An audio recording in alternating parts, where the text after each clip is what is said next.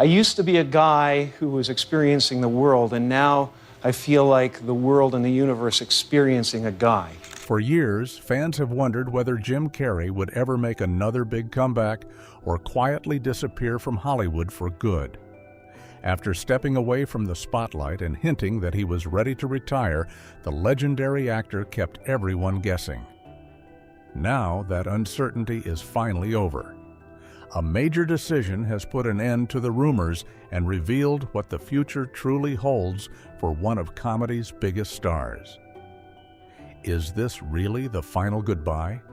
Or could there still be one last surprise waiting for fans?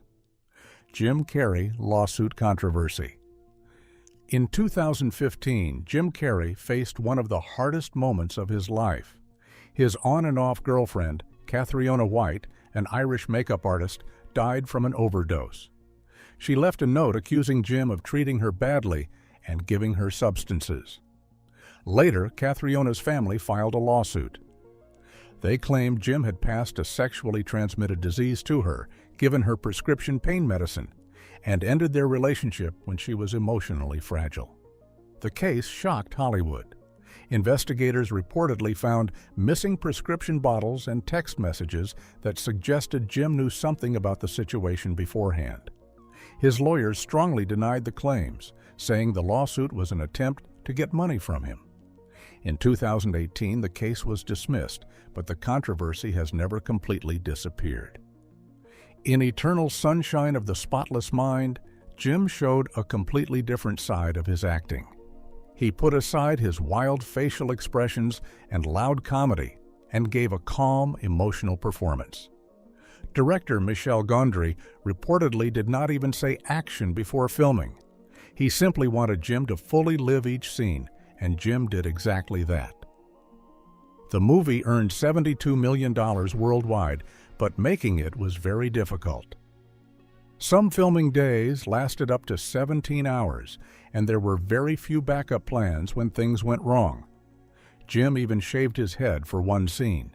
He later admitted that the role left him feeling depressed. The more real and emotional his performance became, the deeper the emotional pain he carried afterward. It took him several months to recover. His personal life also became more difficult. In 2012, his daughter, Jane, was diagnosed with autism.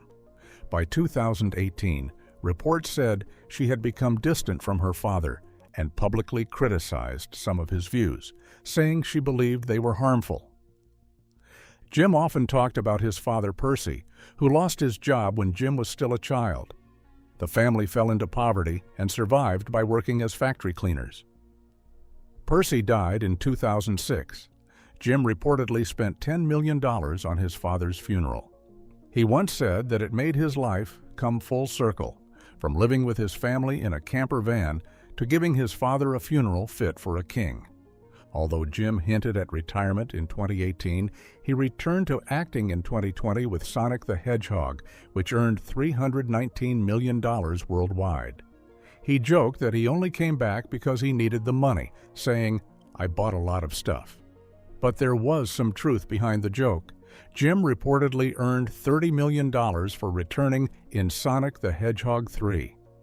According to reports, the filmmakers even printed the screenplay in 24-karat gold ink to convince him to join the project. Jim later said that magic had brought him back and that he had never truly left filmmaking. In 2014, Dumb and Dumber surprised many people by earning $166 million worldwide, even though critics gave it mostly negative reviews. Jim reportedly earned $30 million to play Lloyd again. The movie had almost been canceled after he left the project in 2012, but he later returned because Jeff Daniels reportedly refused to make the film without him. The script was finished in only 3 weeks. Even so, Jim later admitted that he thought the script was too weak. Later, the production company became involved in the Malaysian 1MDB financial scandal and eventually agreed to a $60 million settlement. Despite everything, the movie still made a good amount of money at the box office. By 2022, Jim said his depression had returned.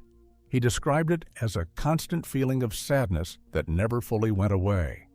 Since the 1980s, the antidepressant Prozac has helped him manage his emotions. In 2017, while filming Sonic the Hedgehog 2, he nearly died from pneumonia. That frightening experience made him stop and think about his life. He eventually decided to stop taking medication, saying he would rather live with the pain than feel emotionally numb. After that, Jim became more open about therapy and his journey toward healing. His recovery affected the filming schedule of Sonic the Hedgehog 3, but it also reminded people that, beyond being a famous actor, he was simply a human being. Looking back to 2007, the number 23 did not perform as expected, earning only $37 million. Even so, the movie stayed with Jim more than many of his biggest hits. He became fascinated with the number 23, noticing it everywhere. The feeling became so strong that he started studying and writing about numerology. But how was his childhood like? Did he have it soft? Let's find out. Jim Carrey. Early life. Jim Carrey was born on January 17, 1962, in the small town of Newmarket, Ontario. He was the youngest of 4 children and grew up in a small, crowded home where money was always tight. Every month, his family struggled to pay the bills and make ends meet. His father, Percy Carrey, had once played the saxophone in a jazz band before taking a job as an accountant at Titan Wheels in Scarborough. He earned only about $8,000 a year, which was not enough to give the family an easy life. Jim's mother, Kathleen, was often sick during his childhood. She spent much of her time in bed and was unable to enjoy a normal daily life. The family's last name had originally been Carr, but Percy's ancestors changed it to Carrey after moving to Canada. As Jim grew up, he watched his father become more and more unhappy. Percy loved music and wanted to be an artist, but instead he spent his days working behind a desk to support his family. Seeing this taught Jim an important lesson very early in life. He realized that working hard did not always guarantee success or financial security. By the time he was 8 years old, Jim had already discovered a special talent. He would stand in front of a mirror for hours, twisting and stretching his face into all kinds of funny expressions. His brothers and sisters would stop what they were doing just to watch him, because they could not believe how many different faces he could make. When Jim turned 10, he wrote a letter to famous comedian Carol Burnett, proudly telling her that he was a great impressionist. To his surprise, she wrote back with a kind and encouraging reply. That letter meant everything to him. He pinned it on his bedroom wall as a reminder to keep believing in his dream. At school, Jim could never resist making people laugh. He copied his teachers, acted like movie stars, and turned almost every class into a comedy show. His performances were so frequent that the principal often sent him out of the classroom. His classmates gave him the nickname Rubber Face because of the amazing way he could move and stretch his face. For a young boy growing up with very little money, making people laugh became more valuable than anything else. Every smile and every laugh gave him hope that one day his talent could change his life forever. But how did he cope when Titan closed? Was he able to secure another job? Let's find out. Job loss. In 1975, everything changed when Titan Wheels suddenly closed.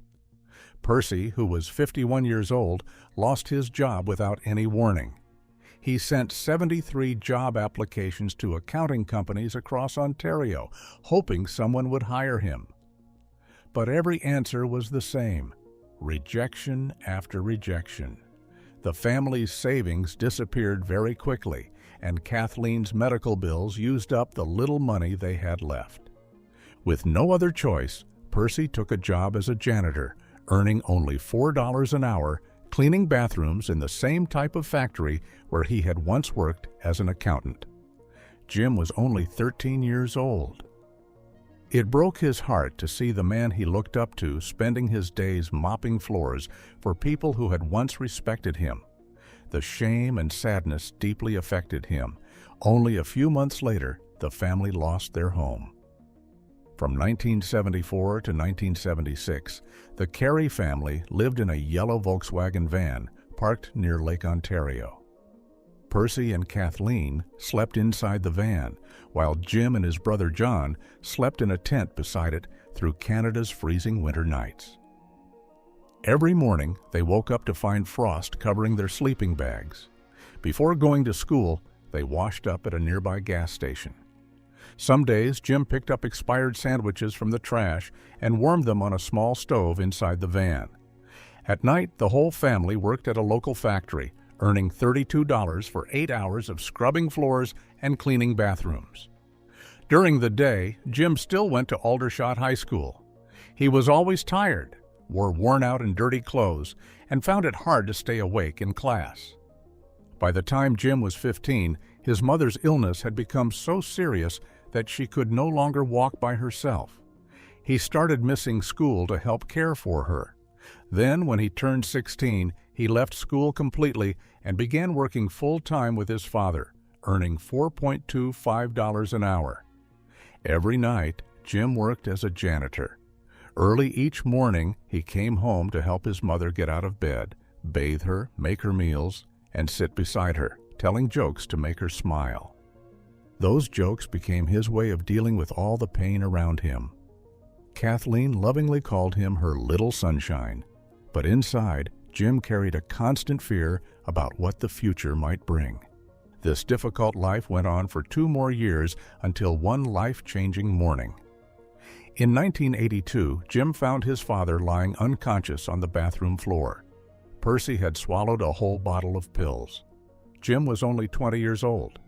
Terrified, he called emergency services, and paramedics rushed Percy to Joseph Brant Hospital.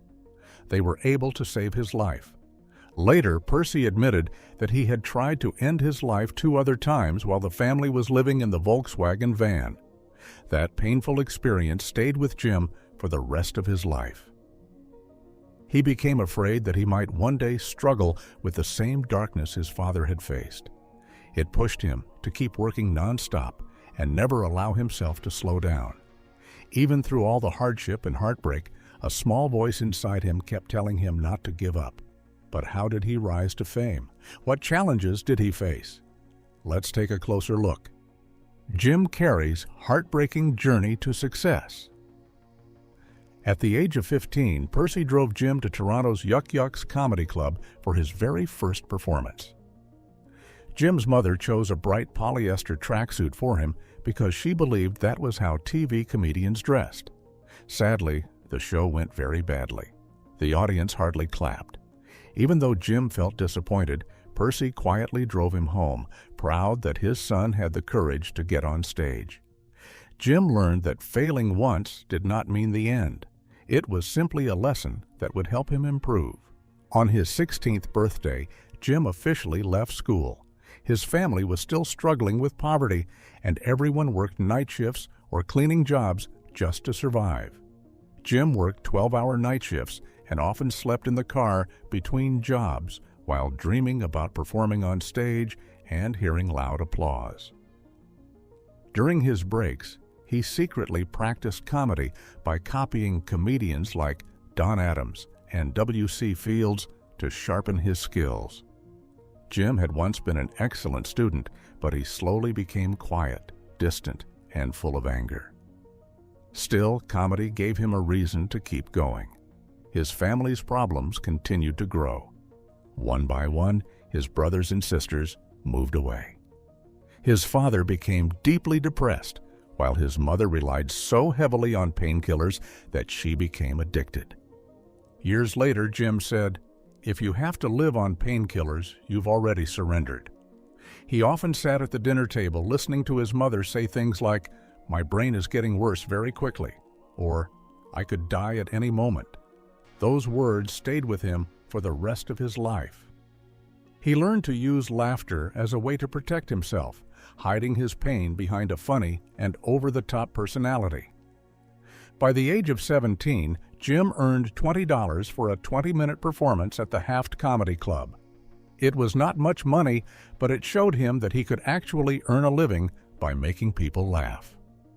Soon after, he auditioned for Saturday Night Live in 1980, believing he would succeed. Instead, he was rejected before he even got the chance to meet Lorne Michaels. The producers simply said, "I don't think Lorne would like that." The rejection stayed with him for years, but it also taught him an important lesson. Instead of copying other comedians, he began creating his own original characters. Behind his jokes was pain that no one else could see. He was bullied at school because his family was poor and was made fun of for the clothes he wore. At his lowest moments, he even hurt himself on purpose just to feel something real. Many years later, he spoke about those painful experiences in a documentary that included very honest and emotional footage. The producers kept that footage hidden for almost 20 years. Jim turned his pain into his greatest strength. Every funny face, every wild movement, and every energetic performance came from a young boy who had learned to survive by making other people laugh. Even during those difficult years, there were still small moments of hope. What kept Jim Carrey going after years of rejection, poverty, and heartbreaking failures? How did repeated setbacks and personal struggles shape Jim Carrey into a comedy legend? Let's find out. How Jim turned rejection into success. In 1981, when Jim Carrey was just 19 years old, he got his first television role in a small Canadian movie called Introducing Janet, which was later renamed Rubberface. He played Tony, a young comedian struggling to earn a living, a role that was very similar to his real life. The movie did not make him famous, but it was the first step in his acting career. That same year, Jim made a big decision. With only $200 in his pocket, he left Toronto and moved to Los Angeles. He slept on couches at comedy clubs, lived on free meals, and went to every audition he could find. By 1982, he was performing at the Comedy Store, the famous comedy club that had helped launch the careers of stars like Richard Pryor and Robin Williams. One night, comedian Rodney Dangerfield watched Jim perform and was amazed by his talent. He invited Jim to join his comedy tour, where he performed from 1982 to 1983. As the youngest comedian on the tour, Jim performed in front of thousands of people. Even with the success, he still struggled to find enough food to eat. The hunger had not disappeared, but now he had a dream worth fighting for. Jim also started getting small television roles. The pay was low, but every job gave him valuable experience. In 1983, he earned only $50 a week, performing comedy sketches on the Sex and Violence Family Hour. He lived in an empty apartment with no furniture and survived by eating instant noodles. In 1984, Jim appeared in the sitcom The Duck Factory, a comedy about an animation studio. Sadly, the show was canceled after only 13 episodes, leaving him deep in debt once again. Even then, he refused to quit. In 1985, he finally enjoyed his first movie success with Once Bitten. The film earned $19 million at the box office, even though it was made with a budget of only $1.5 million. Critics did not like the movie, but audiences did. The young actor from Ontario, known for his incredibly expressive face, was finally becoming a familiar name.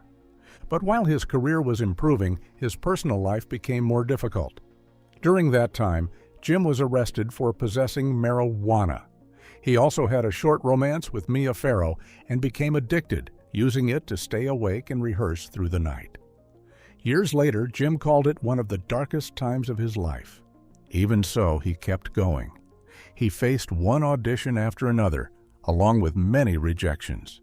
He tried out for Saturday Night Live 3 times, in 1980, 1983, and 1986, but was rejected every time.